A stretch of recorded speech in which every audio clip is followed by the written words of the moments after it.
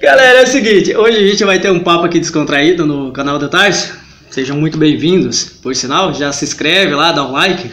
Assim o YouTube entende que a gente produz conteúdo relevante e nos motiva a estar criando conteúdo e postando aí para vocês. A gente viu essa semana, né, passada, que surgiu aí várias notícias no meio jurídico, principalmente daquela criança lá de 10 anos que foi estuprada no Espírito Santo, né, pelo tio, irmão. E a justiça foi muito rápida nessa questão, pelo fato de se tratar de uma criança com 10 anos, de 0 a 12 anos pelo Código Penal, ainda tem idade para ser criança. A justiça foi muito rápida e severa na decisão, pelo fato de que concedeu o aborto à criança. Beleza. A gente viu também que muitas pessoas foram até a porta do hospital e começaram a chamar a criança de assassino, um médico de assassino, mas a gente vê, né, como estudante de direito, e ele já formado, eu sou estudante ainda, que o Código Penal autoriza o aborto, é legal. E, na minha humilde opinião, né, o aborto ele foi bem visto nessa hora, e eu acho que o Código Penal aplicou na hora exata, permitindo o aborto. Por quê? Porque se trata de uma criança, né? Então, a gente pode perceber o seguinte: todo mundo pensou nos direitos do bebê, porque era uma criança que estava formada, entendeu? E não se pensaram no direito da criança, o que poderia se prevalecer sobre aquela criança que ia gerar outra criança em cima. Exatamente, né? Então, longe de mim querer mudar a opinião das pessoas. A Constituição nos concede a livre, espontânea vontade de se expressar. Então a gente está aqui se expressando e dando a nossa opinião. Então a nossa opinião, pelo menos a minha opinião, é o seguinte: ninguém pensou nos direitos da criança. A criança de 10 anos que estava gerando uma outra criança, que teve o seu corpo violado, né? Houve a violação do corpo da criança, houve violação dos direitos humanos da criança, e muita gente foi lá e criticou a criança, chamando ela de assassina e chamando o médico que fez o procedimento também de assassino. Então, eu acho que a gente precisa refletir nesse quesito, porque é uma criança. Sim, se tratando, inclusive ela ia gerar outra criança. No meu ponto de vista, o que eu penso assim, é que muitas pessoas olharam só o fato do bebê. Mas e aquela criança? O que poderia acontecer com ela? Já pensou? Você, sendo uma criança de 10 anos, gerar uma outra criança sem a mínima estrutura, sem as mínimas condições possíveis. Até porque violaria também não só o seu corpo, como também violaria o seu psicológico. Sim. Como é que ficaria essa criança? Muito bem pensado. As condições dela. Como é que viria essa criança a gerar outra criança, né? E como que ela olharia para essa criança? Se é fruto de uma violência, eu acho que ela iria ficar perturbada, né? Eu acho que ela iria olhar para a criança com desprezo, enfim, como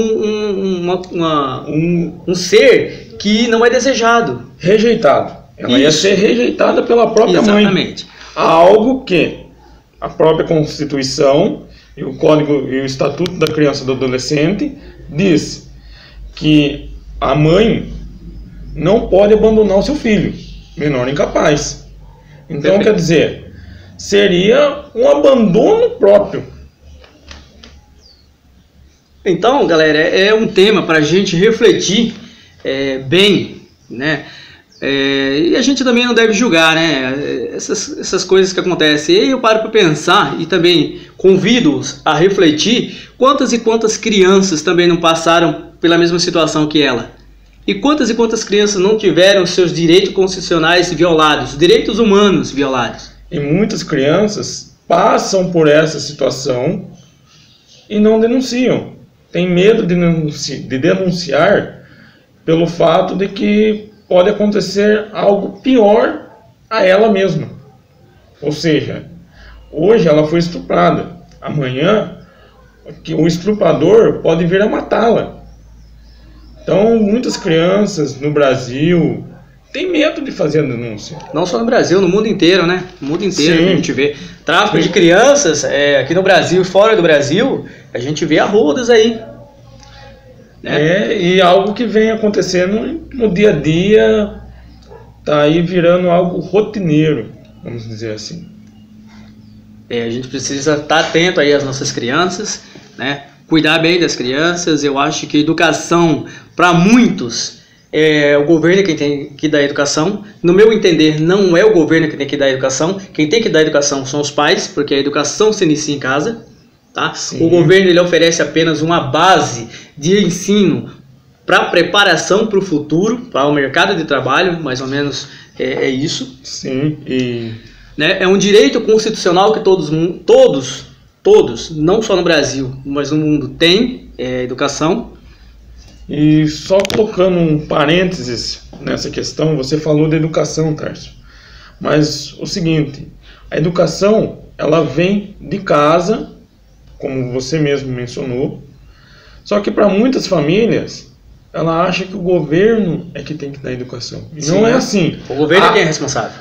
A pessoa, os pais, são responsáveis por essa educação desde pequeno. Vem se crescendo e vem se construindo a educação.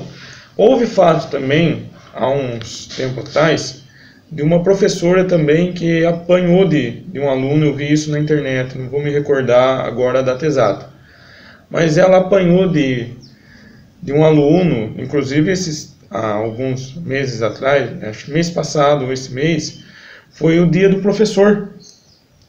E eu vi na internet que o professor colocou lá, eu sou professor e educador, não estou aqui para receber e apanhar de alunos. Dia do professor em outubro. Só recapitulando, dia do professor em outubro. Mas enfim, ainda vai, mês que vem é dia dos professores, o que ele falou traz muita relevância. O professor não está ali simplesmente para nos ensinar, ele está para nos transmitir experiência. Eu acho que o professor deve ser respeitado. Tá? Quem não tiver a fim de ir para a escola, que não vá. Só que não vá para a escola para desrespeitar o professor, para xingar o professor, porque, primeiro, ele é uma pessoa e ele está ali nos transmitindo conhecimento, nos preparando para a vida.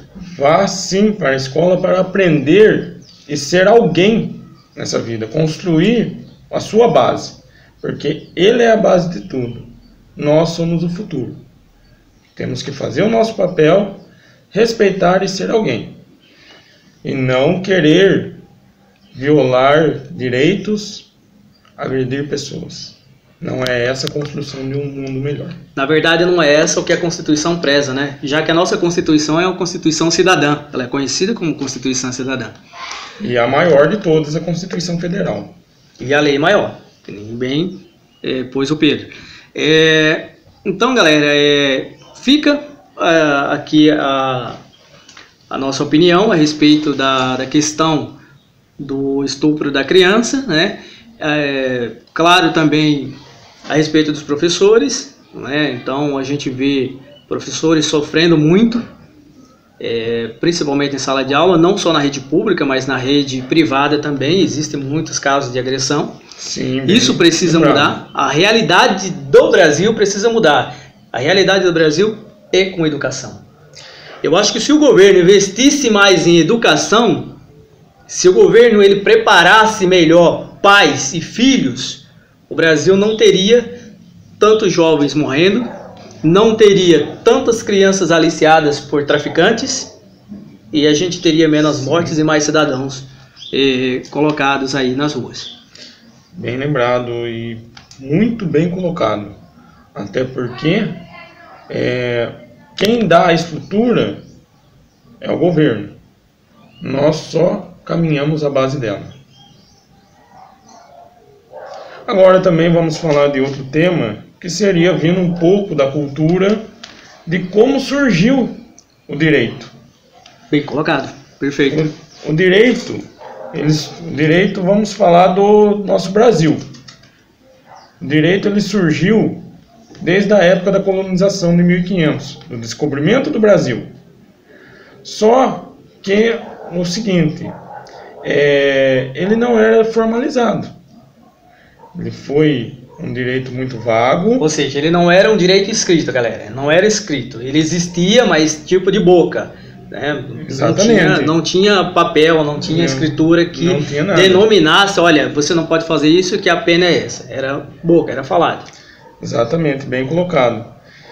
E com o passar do tempo, foi se surgindo alguns regimes, algumas leis, mesmo não estando formalizado, foram se surgindo essa prática. Até que em 1789 surgiu-se o Código de Hammurabi, olho por olho, dente por dente.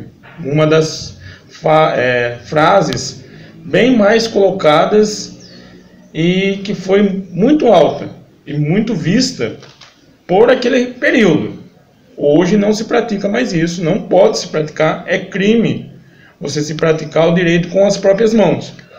Até porque o excesso da prática, da conduta criminal e da violência gera punição àquela própria pessoa que está tentando se defender.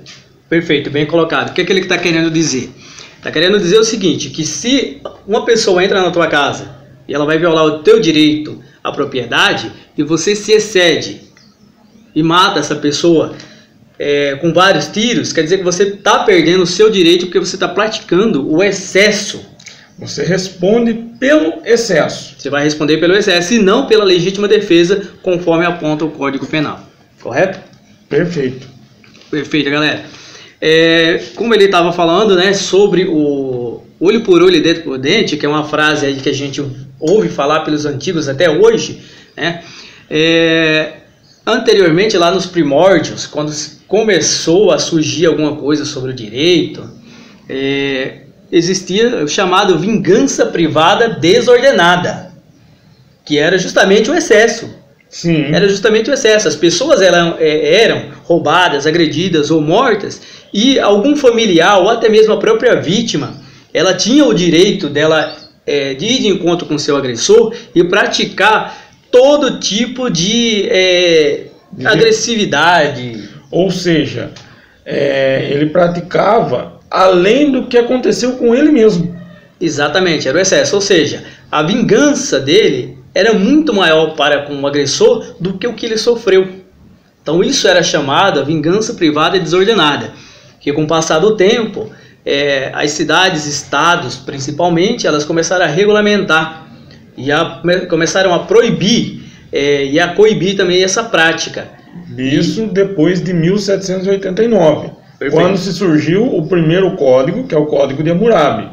Apesar de o código seguir um regime muito duro, vindo da época, com o passar do tempo foi se formalizando e esse código foi se mudando, vindo a diminuir a sua conduta criminal, ou seja, outro tipo de conduta, e formalizando mais conforme a sociedade.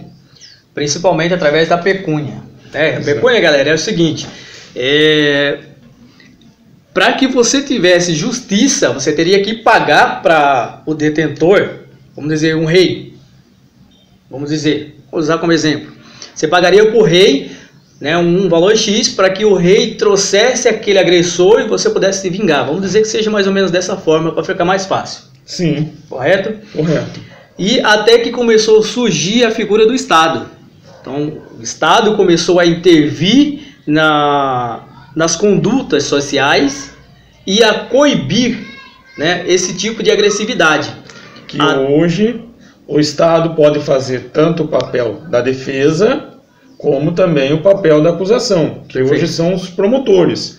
Promotores, eles podem estar acusando ou eles também podem estar pedindo a absolvição ou até mesmo perdão judicial, dependendo de cada fato, de cada acontecimento. Perfeito. Pedro, você acha que o Estado hoje ele desempenha bem o papel dele como detentor do monopólio da justiça?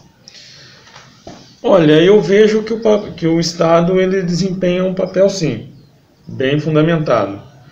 Até porque nós temos a figura do Estado, são promotores, juízes, delegados, pessoas públicas. Eles fazem um papel brilhante dentro do seu regime, dentro da sua conduta, até porque os promotores, eles vão analisando cada caso, cada questão. Os juízes, eles dão a sentença à pessoa, ou eles podem absolver.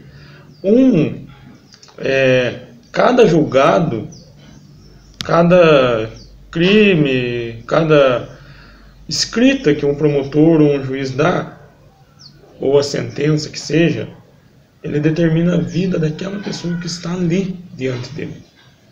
Então, o papel do Estado representado por essas pessoas é maravilhoso. Eles fazem, cumprem e seguem a lei. A lei é o que determina eles. E eles simplesmente podem determinar até mesmo a vida daquela pessoa que está em jogo, que está ali diante dele. Perfeito. Eu não sei se você concorda comigo, mas eu tenho comigo que todo cidadão deveria saber direito constitucional.